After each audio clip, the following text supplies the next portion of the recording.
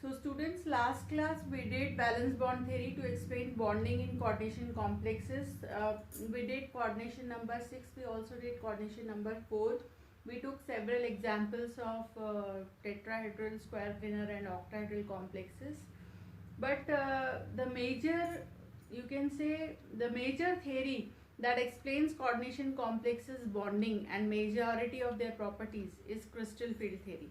So today's class we are starting with the second bonding theory, which has been proposed specially for coordination compounds. It is called crystal field theory. Crystal field theory. You will come across books marking it as, in short, CFT, crystal field theory. Okay. There are certain small postulates of the theory, but we can't directly start with CFT. Before we actually go to this theory, today's class is meant for CFT. But before we go to this theory, you should understand that why valence bond theory was being later on replaced by CFT. There must have been some drawbacks of VBT or some shortcomings. VBT could explain majority of coordination complexes correctly as regards their shape, their magnetic behavior. Okay. Now in terms of drawbacks, so in short, first we'll do drawbacks or demerits of VBT. This is necessary to know in short why CFT is coming. So for that there must be something missing with the valence bond theory. So let's first find out what is that missing in VBT. First point, you should know that VBT could not explain shapes of certain complexes. सब नहीं, कुछ complexes के shapes explain नहीं किए VBT में. Okay. Then VBT could not explain magnetic behavior of certain complexes, of some complexes. सबका नहीं, किसी का एकदम correctly किया था. Like for some it said it should be paramagnetic, it should be diamagnetic. All that matched with the actual condition. But there were certain complexes जिनके magnetic behavior VBT के according अलग होने चाहिए थे, but practically अलग थे. तो दो important points हैं. कुछ complexes के shape correct नहीं बताया, कुछ कॉम्प्लेक्सेस का मैग्नेटिक बिहेवियर करेक्ट नहीं प्रेडिक्ट किया, और तीसरा सबसे इंपॉर्टेंट पॉइंट है the colour of all complexes. मतलब एक प्रॉपर्टी है कॉम्प्लेक्सेस की, हमने उस दिन बात की थी कि सभी कोऑर्डिनेशन कंपाउंड्स ब्राइटली कलर्ड होते हैं. VBT could not explain any reason for the colour of all complexes in general. Some नहीं, किसी भी कॉम्प्लेक्स के कलर को VBT ने कोई रीजनिंग नहीं दी कि पहले तो कॉम्प्लेक्सेस कलर्ड क्यों होते हैं. Some metals give same colour in all their complexes irrespective of the ligand. Some metals do not form colored complexes at all. So this was not reasoned properly till valence bond theory. So to have a complete discussion about the colored properties of complexes, to explain the shapes and magnetic behavior, we are shifting today to the next theory of bonding, that is called crystal field theory. लेकिन मैं आपको दो important example बताती हूँ जिसके ऊपर JEE mains में question भी आया है. वो VBT के एक्सेप्शंस हैं. तो पहले हम वो एक्सेप्शंस को देख लेते हैं. एक एक्सेप्शन है manganese CN6 manganese attached to CN6 and the charge here is 3 minus. Okay, ये कॉम्प्लेक्स है. तो इस कॉम्प्लेक्स के लिए जो CFT के प्रेडिक्शंस है वो एक्चुअल चीज से प्रॉपरली मैच नहीं हो रहे. पहले हम देख लेते हैं. What is the atomic number of manganese. Atomic number of manganese is 25. Okay, it comes before iron, so its atomic number is 25. तो अगर हम उसका कॉन्फिगरेशन लिखने जाए तो 1s2 2s2 2p6 3s2 3p6 4s2 3d5. ये बैलेंस शेल है manganese का, 4s2 3d5. ठीक है. अब इसमें जो मैंगनीज है वो आपको दिख रहा है कि +3 स्टेट में. How do you know that it is +6? 6 cyanides is -6, this is +3, so that the total charge of the square bracket is -3. तो मैंगनीज का ऑक्सीडेशन नंबर इसमें है +3.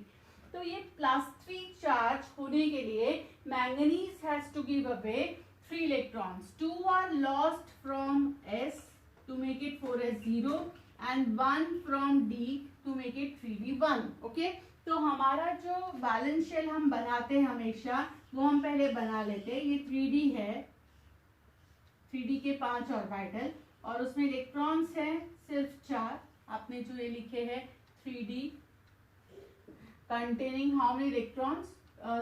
3d4, बिकॉज इसमें से एक इलेक्ट्रॉन लूज हो गया तो 4 बचे, तो हम 4 दिखा रहे हैं. 4s is empty, this is 3d, this is 4s and then you have 4p और 4p पूरा है खाली. So this is the type of complex. Okay, now in this complex, in this manganese, after it has attained +3 state, अब अगर हम इसको ligand को देखें तो साइनाइड, तो एक प्रॉपर एक ऑब्जर्वेशन था कि साइनाइड ने कभी आउटर डी यूज करके कॉम्प्लेक्स नहीं बनाए. तो यहाँ पे साइनाइड अपने लिए स्पेस अवेलेबल करने के लिए पेयरिंग ऑफ इलेक्ट्रॉन करेगा. तो यहाँ अगर 4 अनपेड इलेक्ट्रॉन हैं तो वी बिलीव दैट ये 4 के पेयर हो जाने चाहिए, मतलब 1 2 3 4 they should form pair and then there are empty d orbital, then s and then p3. So because the cyanide being a strong ligand, it has been observed in all the complexes of cyanide, the electrons are being paired up and then bonding starts. This is what VBT says. So if we believe valence bond theory postulate, तो फिर अगर ये चारों pair up हो जाते हैं और फिर हाइब्रिडाइजेशन होता है, then this complex of manganese should be diamagnetic. But it has been observed that this complex of manganese is paramagnetic. अब वो पैरामैग्नेटिक है, इसका मतलब ये दोनों तो पेयर हुए हैं बट ये दोनों पेयर नहीं होते और ये दोनों D और ये S और ये P3 मिलके हाइब्रिडाइजेशन करते हैं, D2sp3. So this is something against what VBT actually suggests. VBT says that the electrons get paired up and then the hybridization takes place. अब पेयरिंग इनकी भी हो जानी चाहिए थी लेकिन इनकी नहीं हो रही है. 2 अनपेड इलेक्ट्रॉन के वजह से ये कॉम्प्लेक्स पैरामैग्नेटिक है. So this is something VBT could not say why cyanide is pairing 1 electron and not the other. Why all are not paired up? जब सभी सिंगल थे तो साइनाइड लिगैंड स्ट्रॉन्ग होने के कारण सभी पेयर अप होने चाहिए थे, सब नहीं हुए. तो कॉम्प्लेक्स का जो फाइनल मैग्नेटिक बिहेवियर है वो सिंपल VBT अजम्पशन से एक्सप्लेन नहीं होता, लेकिन CFT में जाने के बाद एक्सप्लेन हो जाएगा. ठीक है, अभी नेक्स्ट मैं आपको बताती हूँ. एक और एक्सेप्शन है जिसमें शेप एक्सप्लेन नहीं हुई थी, तो वो भी मैं आपको एक एक्सेप्शन जो आ चुका क्वेश्चन है इसलिए वो आपको बताना जरूरी है. There is a complex of CuH2O6 with a charge of +2. तो ये कॉपर का एक कॉम्प्लेक्स है जहाँ पे उसको 4 वाटर लिगैंड अटैच्ड है. ये जो H2O है इस पे कोई चार्ज नहीं है, तो ये जो भी +2 चार्ज है कॉपर का चार्ज है. अगर हम कॉपर का कॉन्फ़िगरेशन लिखे तो आर्गॉन, मतलब ये आपका पूरा 1s2 2s2 2p6 जो आप पूरा लिखते हो, I am replacing it by argon. After argon there is 4s2 and 3d. अब ये एक्सेप्शनल कॉन्फ़िगरेशन है, आपको याद है 4s1 3d10, ये है कॉपर का नॉर्मल कॉन्फ़िगरेशन. अगर ये कॉपर अब +2 स्टेट में जाए तो एक इलेक्ट्रॉन 4 से लूज होगा और एक इलेक्ट्रॉन 3d से लूज होगा, मतलब कॉपर +2 का कॉन्फ़िगरेशन हो जाएगा argon, then there is 4s which is empty and then there is 3d which has 9 electron. तो ये हो गया उसका कॉन्फ़िगरेशन. तो अब अगर हम ये बनाएं 3d पहले, फिर 4s और फिर 4p as we always do. So this is 3d this is 4s and this is 4p. The pen is getting dry due to the fan. So this is 3d, this is 4s and this is 4p. 3d में है 9 electron, 1 2 3 4 5 6 7 8 and 9. और जो 4s है वो खाली है और 4p तो खाली है. अब अगर आप ये सिचुएशन को देखें तो कितने लिगैंड्स अटैच होने वाले हैं कॉपर को? 4. For 4 ligands, it has to make available 4 empty orbitals and there are 4 empty orbitals. So we expect the hybridization in this case should be sp3. क्योंकि ये तो भरा है, खाली नहीं है, तो ये तो पार्ट नहीं ले सकता. dsp2 टाइप का हाइब्रिडाइजेशन नहीं होना चाहिए. एक ही पॉसिबिलिटी है कि sp3 हो जाए. अगर sp3 हो जाए तो shape of the complex will be tetrahedral. But the practical observation proves that this complex is square planar. It is not tetrahedral. वो square planar complex है. इसका मतलब उसमें sp3 hybridization नहीं होता, dsp2 होता है. तो ये कैसे हो रहा है? तो जो ऑब्जर्वेशन है वो ये बताती है कि ये सिंगल इलेक्ट्रॉन ये एक p में चला गया, 4p में, और ये d, ये s और ये p2, ये तीनों ने मिलके हाइब्रिडाइजेशन किया और एक स्क्वायर प्लेनर कॉम्प्लेक्स बना जो पैरामैग्नेटिक है because of the presence of this unpaired electron. And from where this unpaired electron is coming? From 3d it has been excited to 4p. ये एक्सेप्शनल केस है जिसको VBT ने explain नहीं किया, CFT ने बाद में किया है. तो हम इसलिए अब ये मैग्नेटिक बिहेवियर, ये शेप वीबीटी के अकॉर्डिंग करेक्ट नहीं है. According to VBT's prediction this should have been a complex which is paramagnetic but tetrahedral, but the complex is paramagnetic and square planar, so this cannot be explained. ये आया हुआ question है, लिख के रखो कि कॉपर का जो टेट्रा कॉम्प्लेक्स है +2 स्टेट में वो होता स्क्वायर प्लेनर है, बट वीबीटी उसको प्रेडिक्ट करती है कि वो टेट्राहेड्रल होना चाहिए. एक्सेप्शनल केस है, very important exceptions to VBT. ये सब रीजन से we are shifting over to the next theory of bonding which is called crystal field theory. I hope you got. Okay, the crystal field theory is based on certain other assumptions. This theory does not believe that there is a coordinate bond between the central metal and the ligand as we are being studying so many days. The theory proposes that the central metal ion, being electron deficient, behaves as a point positive charge, and the ligands, whether they are neutral or anions, they behave as point negative charge. And all the properties of complexes are due to interactions between these point charges. तो समझ लो, बहुत important बात है ये. कि crystal field theory ऐसा believe नहीं करती कि कोई कोऑर्डिनेट कोवेलेंट बॉन्ड है. इट बिलीव्स कि जो सेंट्रल मेटल एटम है, जो इलेक्ट्रॉन डेफिशिएंट है, जो एक्सेप्ट करने वाला है लोन पेयर, वो as a positive point charge behave करता है. और जो लिगैंड्स हैं, जो इलेक्ट्रॉन रिच हैं, they behave as negative point charges. And everything related to the shape, the magnetic behaviour, the colour is due to these interactions between the point charges. मतलब एक negative charge positive charge के बीच का जो interaction है वही responsible है सारे complex के प्रॉपर्टीज को एक्सप्लेन करने के लिए. ठीक है, तो ये पहला इंपॉर्टेंट पॉइंट हो गया सीएफटी का. Now the first point as I said, इसको आप लिख सकते हो सीएफटी का पहला assumption, that the ligands surrounding central metal atom or ion create a negative field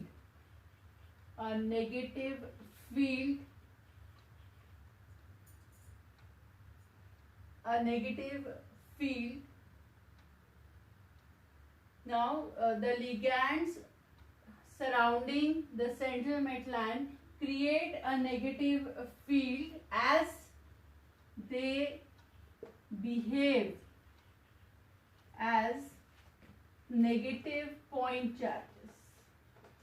मतलब सारे लिगैंड क्योंकि वो नेगेटिव पॉइंट चार्जेस जैसा बिहेव करते हैं तो वो सेंट्रल मेटल एटम के अराउंड एक नेगेटिव फील्ड जनरेट करेंगे. Okay, now the d orbitals of central metal ion or atom, या I भी लिख सकते हैं, एटम भी लिख सकते हैं. The d orbitals of central metal ion which are otherwise degenerate. अब आप ये एटॉमिक स्ट्रक्चर और केमिकल बॉन्डिंग चैप्टर में वर्ड पढ़ चुके हो. Which are otherwise degenerate. Degenerate का मतलब होता है हैविंग सेम एनर्जी. मतलब डी ऑर्बिटल हैं तो 5. There are 5 D orbitals. You know the names, you have studied in 11th class. What are the names?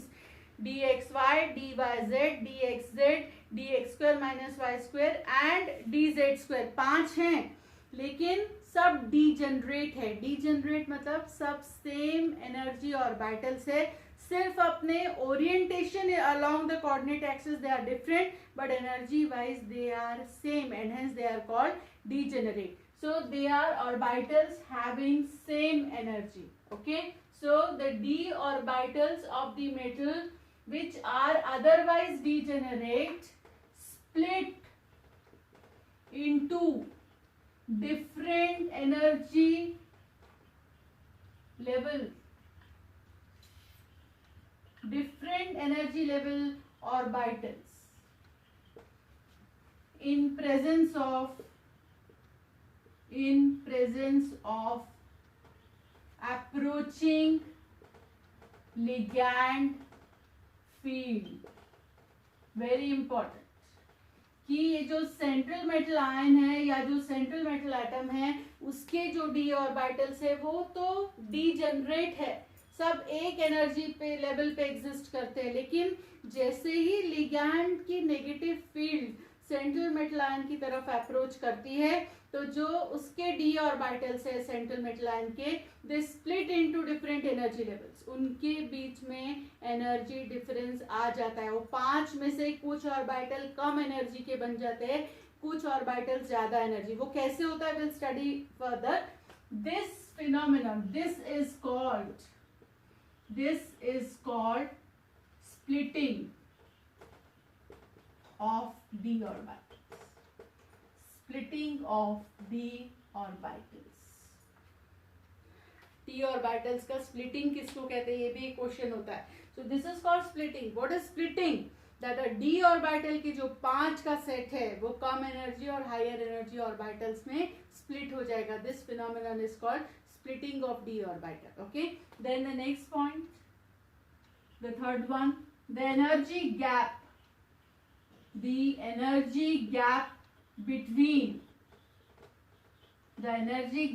between the splitted d orbitals is called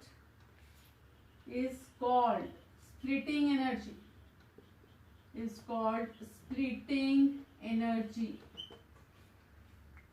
मतलब एक कुछ ऑर्बिटल्स कम energy के हो गए, कुछ हाई एनर्जी के हो गए, तो उनके बीच का जो गैप है उसको हम कहेंगे splitting energy. By that much energy the two have got splitted from each other. Okay, so this is one important thing. Now the next point says that when we come to the fourth point, it says that the electrons jump from lower energy d orbitals to higher energy d orbitals.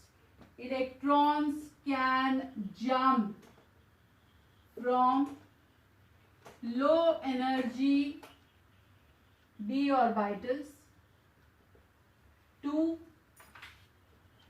high energy d orbitals. इसका भी नाम है, this is called dd transition. This is called dd transition. मतलब जो electrons होते हैं वो lower energy D orbital से हायर एनर्जी डी ऑर्बिटल में जंप कर सकते हैं. And if they do so, we call this phenomenon dd transition. Otherwise normal metals में कोई dd transition नहीं हो सकता, क्योंकि सारे d सेम एनर्जी के इलेक्ट्रॉन्स कहीं भी से कहीं भी जा सकता है. लेकिन एक लो एनर्जी d ऑर्बिटल से अगर वो हाई एनर्जी d ऑर्बिटल में जाता है, we call this phenomenon dd transition. Why is it so important? तो इतना आप लिख लो. Take a photo if you want. We go further to the fifth point. Now we say further कि ये जो dd ट्रांजिशन है इसका क्या, इससे क्या सिग्निफिकेंस है.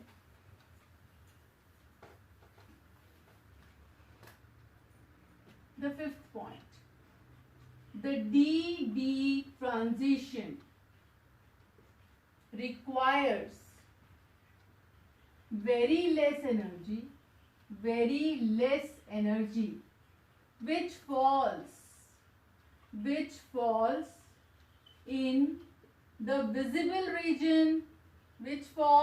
the visible region of electromagnetic spectrum. Again we are referring to the atomic structure chapter. आपको पता है इलेक्ट्रोमैग्नेटिक स्पेक्ट्रम के जो डिफरेंट रीजन्स होते हैं. हाई एनर्जी रीजन्स हैं the UV region, very low energy region is IR infrared. लेकिन जो बीच के एवरेज एनर्जी रीजन है वो विजिबल रीजन है, जहां के colours are eyes can see. तो वो जो डिफरेंस ऑफ एनर्जी है वो विजिबल रीजन में फॉल होता है. तो इससे क्या फायदा होगा? इससे फायदा ये होता है कि for the transition the electrons absorb light from the visible region, and whatever light they absorb, the complementary color they reflect, and hence complexes appear colored. You got what I am saying? कि अगर एक complex के अंदर dd transition होता है तो उसके जो d इलेक्ट्रॉन्स है वो लोअर d से हायर d में जंप करने के लिए नेचुरली एनर्जी रिक्वायर करेंगे, and they absorb this energy from the visible region of spectrum. whatever energy they absorb, they reflect the complementary color. आपको पता है इसका मतलब क्या? अगर वो ब्लू लाइट एब्जॉर्ब करते हैं तो रेड रिफ्लेक्ट करेंगे ऑफ दैट स्पेक्ट्रम, तो वो रेड कलर का कॉम्प्लेक्स दिखेगा. whatever is absorbed is not seen, what is left out, what is reflected becomes the color of that object. तो इसलिए कॉम्प्लेक्सेस यूजुअली कलर्ड होते हैं. तो अभी हमें ये भी पता चल गया कि कॉम्प्लेक्सेस कलर्ड क्यों होते हैं. अब ये आगे बहुत डिटेल है इसका, कैसे होता है ट्रांजिशन, कैसे होता है स्प्लिटिंग, ऑक्टाहेड्रल में कैसे, स्क्वायर प्लेनर में कैसे, टेट्राहेड्रल में कैसे. बट बेसिकली हमने यहाँ तक स्प्लिटिंग और डी ऑर्बिटल का ट्रांजिशन वो सब डिस्कस कर लिया. अब हम धीरे धीरे एक एक कोऑर्डिनेशन नंबर में, कोऑर्डिनेशन नंबर 6 में, 4 में कैसे स्प्लिटिंग और कैसे dd ट्रांजिशन होता है उसको देखेंगे. ओके.